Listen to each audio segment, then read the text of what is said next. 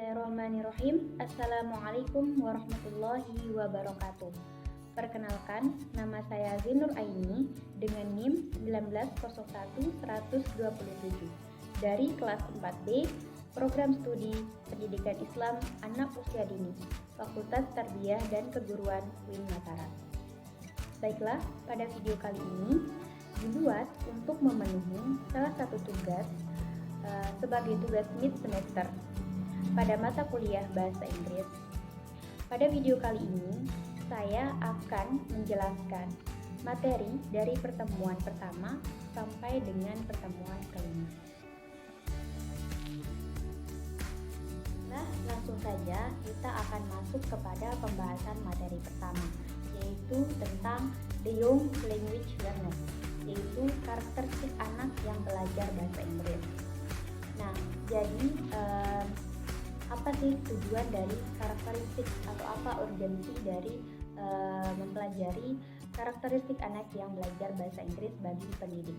Jadi tujuannya adalah untuk memudahkan pendidik dalam menyesuaikan cara kita mengajar kepada peserta didik agar lebih efektif dan tujuan pembelajaran tercapai. Nah, kemudian di sini juga dijelaskan dua tahapan usia anak atau ciri-ciri anak yang belajar bahasa Inggris, yaitu pertama usia 5 sampai dengan 7 tahun dan usia 8 sampai dengan 10 tahun. Nah, bagaimana karakteristik anak yang berada pada usia 5 sampai 7 tahun? Nah, yang pertama yaitu adalah mampu menyatakan tentang apa yang mereka lakukan. Pada usia ini, anak sudah mampu menyatakan tentang apa yang mereka lakukan sehari-hari. Kemudian kedua adalah mampu menjelaskan apa yang mereka lakukan dan apa yang mereka dengar. Nah, kemudian yang ketiga yaitu adalah mampu berargumen sesuai bahasa mereka. Maksudnya di sini pada usia 5 sampai dengan 7 tahun, anak sudah mampu untuk menjelaskan atau berpendapat sesuai dengan bahasa mereka, yaitu adalah bahasa versi anak-anak ya. Kemudian selanjutnya yaitu yang keempat, mampu menggunakan alasan-alasan yang sedikit logis. Pada usia 5 sampai dengan 7 tahun ini, anak sudah mampu menggunakan alasan yang sedikit logis. Nah, di sini belum sepenuhnya anak mampu menggunakan alasan yang logis. Namun di sini baru menggunakan alasan yang sedikit logis seperti itu. Kemudian mampu mengerti interaksi guru dan lingkungannya. Nah, maksudnya di sini anak itu sudah bisa mengetahui atau mengerti tentang interaksi hubungan guru dan juga hubungannya dengan lingkungannya. Kemudian yaitu adalah mampu menangkap situasi dan memahaminya sebelum memahami bahasa. Maksudnya di sini anak sudah bisa mengetahui atau memahami tentang situasi atau keadaan di lingkungannya, meskipun anak itu belum memahami bahasa. Dan selanjutnya yaitu adalah belum mampu membedakan antara fakta dan juga fiksi. Anak pada usia 5 sampai 7 tahun ini belum mampu membedakan mana yang fakta, mana yang fiksi, mana yang sifatnya khayalan dan mana yang nyata seperti itu. Kemudian yang terakhir itu adalah belum bisa diajak bekerja sama. Pada usia 5 sampai 7 tahun ini anak belum bisa diajak untuk bekerja sama tim. Anak belum bisa untuk berkelompok dengan teman-temannya. Nah, selanjutnya yaitu adalah pada usia 8 sampai dengan 10 tahun. Apa sih ciri-ciri anak yang berada pada usia 8 sampai dengan 10 tahun ini? Yaitu yang pertama, tentu saja mereka mampu membedakan antara fakta dan fiksi. Jika tadi pada usia 5 sampai dengan 7 tahun, anak belum bisa membedakan antara mana yang fakta dan mana yang fiksi, namun pada usia 8 sampai 7 tahun ini, anak sudah bisa membedakan antara fakta dan fiksi, mana yang sifatnya nyata dan mana yang khayalan, seperti itu. Kemudian yang kedua itu adalah rasa ingin tahunya yang tinggi. Jadi pada usia 8 sampai 7 tahun, 8 sampai 10 tahun ini, anak memiliki rasa ingin tahu yang sangat tinggi. Kita bisa katakan anak itu kepo, sedang bertanya atau perasaan ingin tahunya itu sangat besar ya. Kemudian selanjutnya yaitu adalah mampu mengerti antara suka dan tidak suka. Jadi pada usia 8 sampai 10 tahun ini anak sudah bisa ya membedakan mana yang dia sukai dan mana yang tidak dia sukai. Selanjutnya yang terakhir yaitu adalah mampu bekerja sama. Nah, ini adalah yang membedakan antara anak usia 5-7 tahun tadi dengan usia 8-10 tahun. Di mana usia ini anak sudah bisa bekerja sama, baik itu berkelompok dengan teman-temannya dan juga lingkungannya seperti itu. Mereka sudah mampu bekerja sama dengan baik pada usia ini.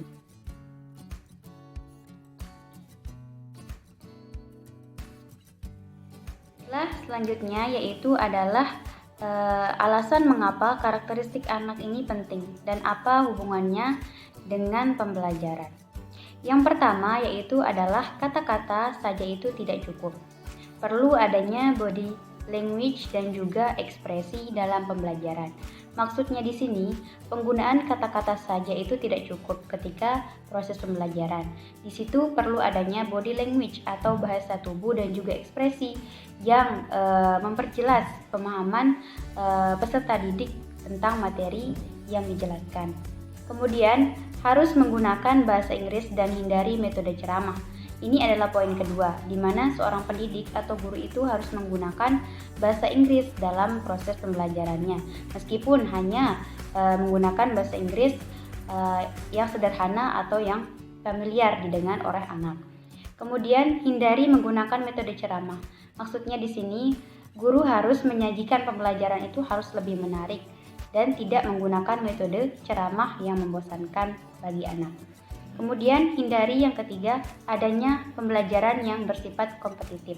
Maksudnya di sini, sebisa mungkin pendidik itu menggunakan pembelajaran yang bersifat kooperatif atau membuat anak itu mampu bekerja sama tim dengan teman-temannya, dan sebisa mungkin hindari pembelajaran yang sifatnya kompetitif atau yang mengandung persaingan di dalam pembelajaran tersebut.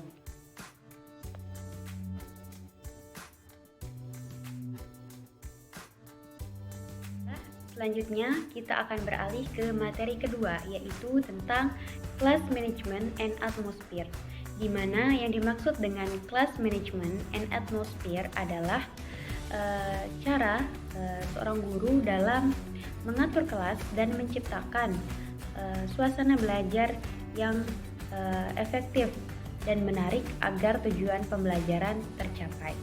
Itu yang disebut dengan class management and atmosphere. Nah, dalam class management and atmosphere ini ada hal-hal yang harus diperhatikan untuk menjadi seorang guru yang ideal gitu. Yang pertama yaitu adalah open minded. Menjadi seorang guru, terutama pada anak usia dini, itu harus mampu menjadi guru yang open minded atau berpikiran terbuka dan berwawasan luas. Itu disebut dengan open minded. Kemudian yang kedua yaitu adalah memiliki selera humor. Menjadi seorang guru juga harus memiliki selera humor yang baik. Artinya guru juga harus menyelipkan candaan dalam pembelajaran agar pembelajaran tidak menjadi tegang dan menakutkan bagi anak-anak. Kemudian selanjutnya adalah bisa menyesuaikan diri. Menjadi seorang guru juga tentunya harus bisa menyesuaikan diri dan juga menempatkan diri dalam proses pembelajaran. Kemudian kemampuan tambahan yang juga harus dimiliki oleh seorang pendidik atau guru yaitu adalah mampu menggambar. Seorang guru terutama pada anak usia dini itu harus bisa menggambar meskipun menggambar hal-hal yang sederhana seperti itu. Kemudian selain hal-hal yang tadi, yang terakhir yaitu adalah seorang guru itu juga harus memiliki attitude atau perilaku yang baik seperti itu. Misalnya seorang guru itu bisa mencontohkan perilaku yang baik dalam kehidupan sehari-hari begitu. Baik itu di sekolah maupun juga di rumah seperti itu. Karena guru itu sebagai teladan bagi anak-anak atau peserta didik yang akan dicontoh. Kemudian yaitu adalah seorang guru yang memiliki attitude yang baik itu selain berperilaku baik, dia juga harus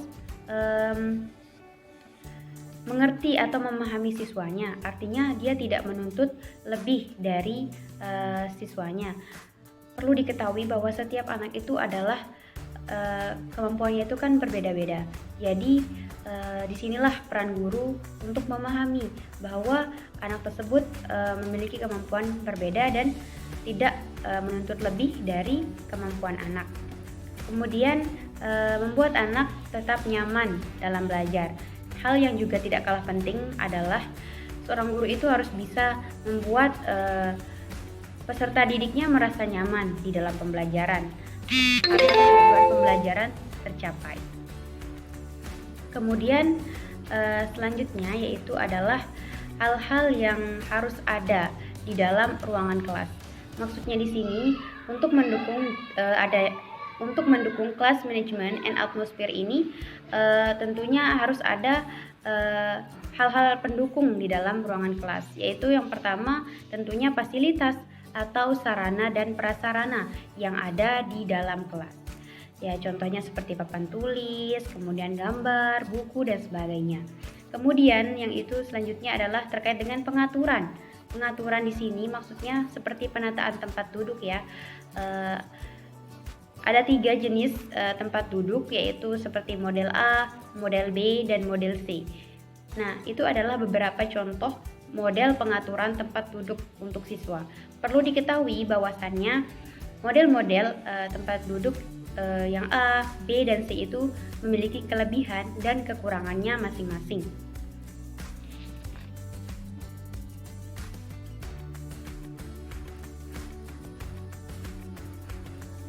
Selanjutnya yaitu adalah lanjutan dari materi kedua tentang class management and atmosphere, yaitu tentang hal-hal yang juga perlu diperhatikan di dalam pembelajaran bahasa Inggris untuk anak. Yang pertama atau yang A yaitu adalah strategi guru dalam mengelompokkan siswa. Maksudnya di sini adalah sebagai seorang pendidik atau guru tentu harus bisa memasangkan anak berdasarkan tempat duduknya, mengatur anak pada posisi duduknya, kemudian mengarahkan dan menjelaskan kepada anak dalam pembelajaran.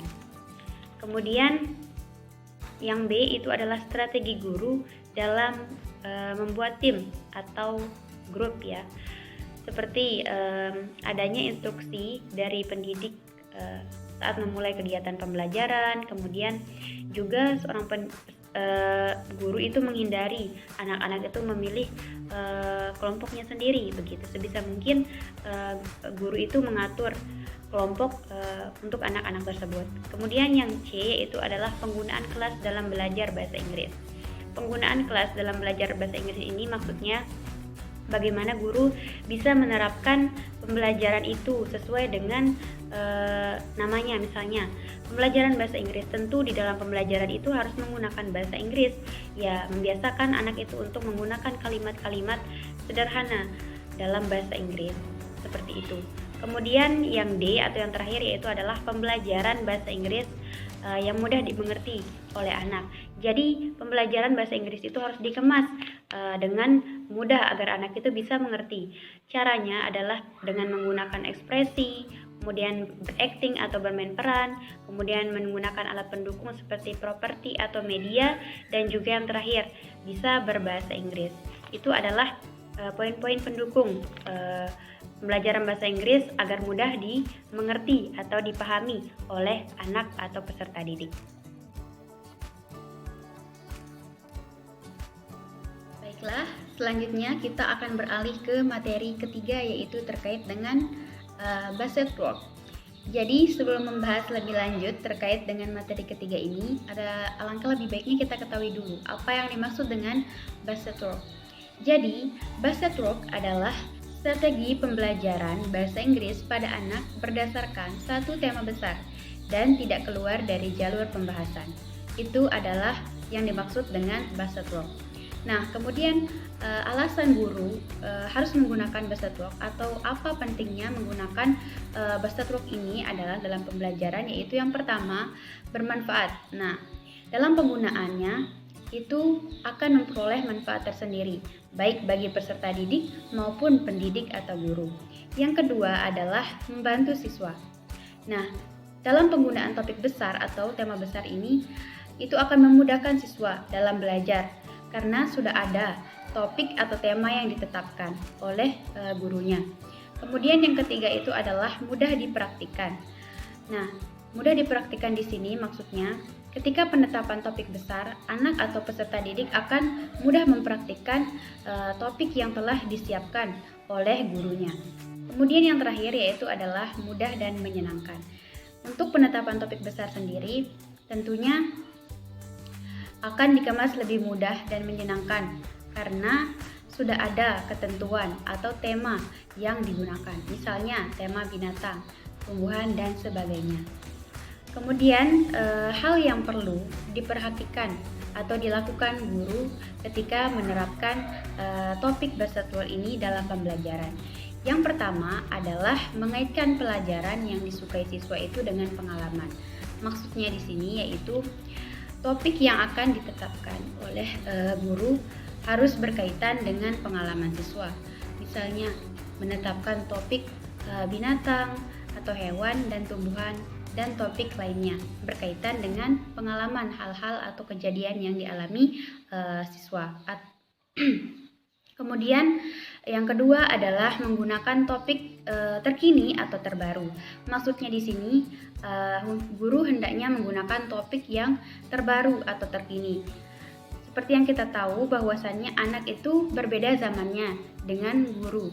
Jadi sebisa mungkin guru itu menerapkan tema-tema yang terkini. Misalnya yang lagi booming seperti tayu. Nah, guru bisa menggunakan tayu sebagai topik besar dalam pembelajaran seperti itu.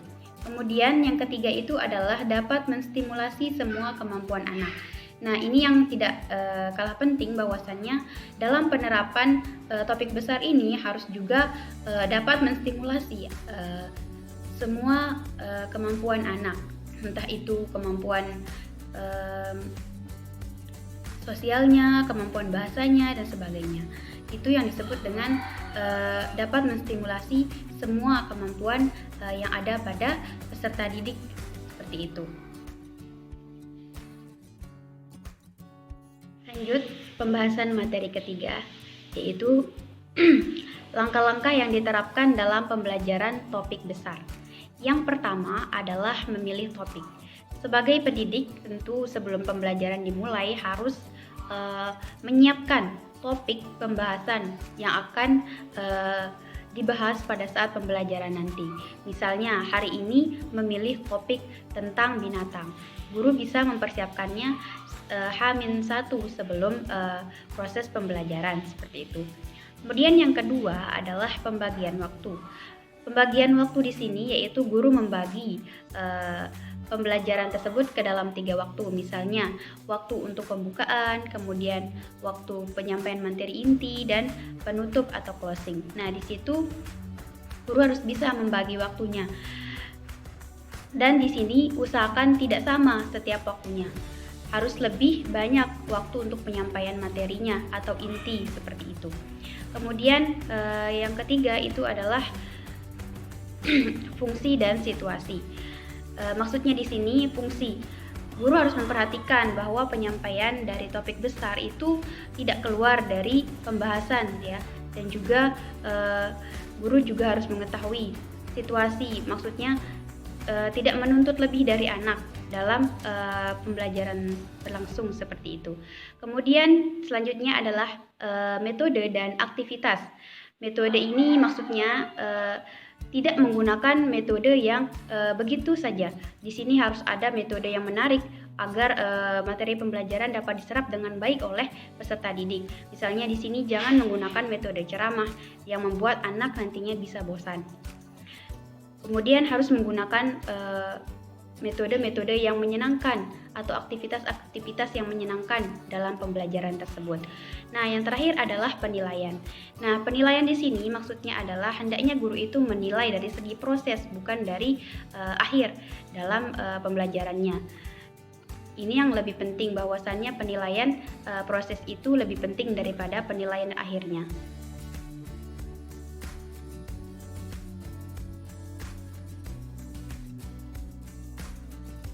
Baiklah, kita beralih ke materi selanjutnya, yaitu adalah materi keempat tentang planning to teach EVC ya.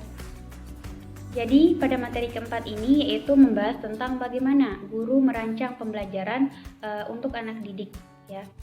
Jadi ada beberapa alasan pentingnya perencanaan pembelajaran ini, yaitu yang pertama memudahkan dalam mengajar. Ya, jadi tentunya ketika kita sudah merencanakan atau mempersiapkan sesuatu sebelumnya, itu akan lebih memudahkan kita dalam menerapkan pembelajaran. Tentu akan berbeda sesuatu yang sudah disiapkan dan sesuatu yang tidak disiapkan, seperti itu. Kemudian yang selanjutnya yaitu adalah dapat memanfaatkan waktu dengan baik dan maksimal. Ya, kita sudah menetapkan waktu dalam perencanaan pembelajaran seperti tadi ada waktu pembuka, kemudian waktu inti, kemudian waktu penutup. Nah, itu akan lebih memudahkan guru dalam penyampaian materi dalam pembelajaran. Kemudian selanjutnya itu adalah mengetahui kebutuhan pada setiap pembelajaran. Jika sesuatu sudah disiapkan, maka kita akan mudah mengetahui apa saja kebutuhan-kebutuhan yang diperlukan dalam pembelajaran tersebut. Misalnya, kebutuhannya itu seperti gambar, buku, kartu, dan sebagainya. Seperti itu. Nah, kemudian di sini ada 3 jenis tahapan perencanaan pembelajaran. Yang pertama itu perencanaan jangka panjang atau biasa kita kenal dengan kurikulum. Yang kedua itu perencanaan pembelajaran jangka pendek atau biasa kita kenal dengan silabus. Dan yang ketiga perencanaan pembelajaran jangka harian atau kita biasa mengenalnya dengan RPP atau RPPH. Baik, selanjutnya lanjutan dari materi keempat ya, terkait dengan planning to the teach OVC. Jadi perlu juga ya sebagai seorang pendidik profesional itu adanya evaluasi dalam pembelajaran. Nah, di sini telah dijabarkan ya beberapa evaluasi yang dapat dilakukan oleh pendidik dalam pembelajaran. Yang pertama adalah mengetahui apakah siswa memahami materi yang disampaikan. Menjadi seorang pendidik harus mengetahui apakah materi yang disampaikan itu mengetahuinya atau memahami materi yang telah disampaikan itu. Itu yang pertama. Kemudian yang kedua adalah mengetahui rencana berjalan baik atau tidak. Sebelum pembelajaran berlangsung, tentunya sudah diterapkan rencana yang akan guru itu lakukan dalam pembelajaran. Jadi, guru harus mengetahui apakah rencana itu berjalan baik atau sesuai, atau tidak dalam pembelajaran tersebut. Kemudian yang ketiga itu adalah mengetahui siswa suka atau tidak pembelajarannya. Yang tidak kalah penting juga, siswa itu juga harus merasa menyenangkan dalam pembelajaran. Nah, di situ guru harus mengevaluasi dirinya apakah siswa itu suka atau tidak pada materi yang disampaikan oleh gurunya dalam pembelajaran. Kemudian yang keempat itu mengetahui apakah guru menjalankan perannya dengan baik atau tidak. Dan ini juga tidak kalah penting ya, sebagai pendidik itu kita harus terus mengevaluasi diri apakah kita sudah menjalankan peran kita itu dengan baik atau tidak. Nah, itu juga hal yang penting yang harus dievaluasi oleh seorang guru. Kemudian selanjutnya yang kelima atau yang terakhir yaitu adalah mengetahui tahapan aktivitas peserta didik ya. Maksudnya di sini berdasarkan rencana-rencana pembelajaran yang akan diterapkan dan aktivitas-aktivitas kegiatan-kegiatan dalam pembelajaran, guru juga harus mengetahui apakah kegiatan-kegiatan atau aktivitas yang diterapkan itu berjalan sesuai atau sebaliknya. Itu terkait dengan evaluasi dalam pembelajaran. Jadi mengenai evaluasi ini itu adalah peran dari seorang guru. Gurulah yang memegang peranan penting dari proses evaluasi ini. Apakah ia berjalan sesuai rencana atau sebaliknya, seperti itu. Kemudian selanjutnya adalah kendala atau permasalahan yang ditemukan di dalam pembelajaran. Nah, ini adalah permasalahan atau kendala yang biasanya terjadi di dalam proses pembelajaran ya. Yang pertama itu adalah gangguan dari luar. Gangguan dari luar ini artinya gangguan yang berasal dari luar sekolah, tidak berasal dari lingkungan sekolah. Contohnya itu seperti pedagang yang berjualan mainan atau berjualan sayur seperti itu. Kemudian adanya orang tua siswa yang merumpi atau kita kenal dengan biasanya bergosip ya. Nah, di situ mereka dapat mengganggu jalannya pembelajaran dan itu disebut dengan gangguan dari luar atau eksternal. Kemudian yang kedua itu gangguan dari dalam. Gangguan dari dalam ini kita kenal sebagai gangguan faktor internal ya, berasal dari dalam ya, seperti dalam lingkungan sekolah itu sendiri. Contohnya itu misalnya kesehatan anak yang terganggu, kemudian adanya keributan-keributan di dalam ruangan kelas, dan juga mengenai kebersihan-kebersihan yang ada di lingkungan sekolah begitu. Itu adalah terkait dengan gangguan baik itu eksternal maupun gangguan internal.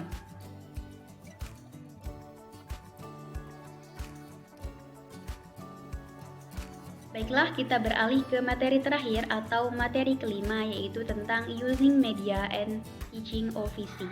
Jadi pada materi kelima ini yaitu membahas tentang media yang bisa digunakan oleh siswa dalam pembelajaran.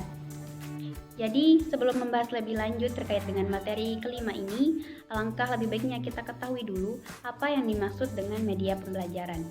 Jadi, media pembelajaran itu adalah suatu benda yang digunakan untuk merangsang pikiran, perasaan, perhatian, dan juga kemampuan anak didik sehingga mendorong terjadinya proses pembelajaran di dalam kelas. Itu yang disebut dengan media pembelajaran. Kemudian di sini media yang dapat digunakan itu terbagi menjadi 3, yakni yang pertama kategori yang dapat dibuat siswa dan juga guru. Kemudian yang kedua, kategori yang dibeli, dan yang ketiga, kategori yang tidak dibeli dan tidak juga dibuat, namun bisa dimanfaatkan.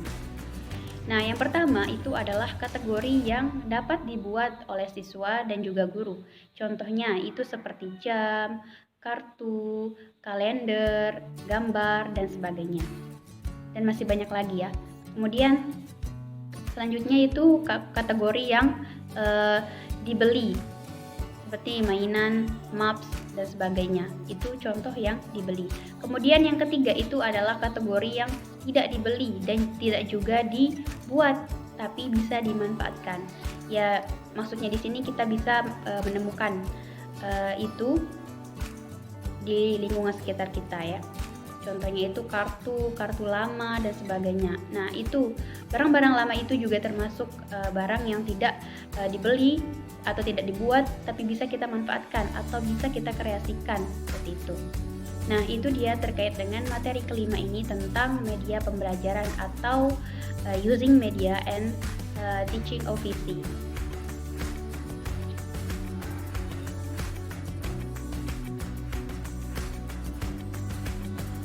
Baiklah, mungkin hanya itu yang dapat saya sampaikan terkait dengan ringkasan materi pertama sampai dengan materi kelima dalam mata kuliah Bahasa Inggris. Kurang dan lebihnya saya mohon maaf. Apabila ada kesalahan itu datangnya dari diri saya pribadi, dan apabila ada kebenaran itu datangnya dari Allah Subhanahu wa taala. Sekian, wabillahi taufiq wal hidayah. Wassalamualaikum warahmatullahi wabarakatuh.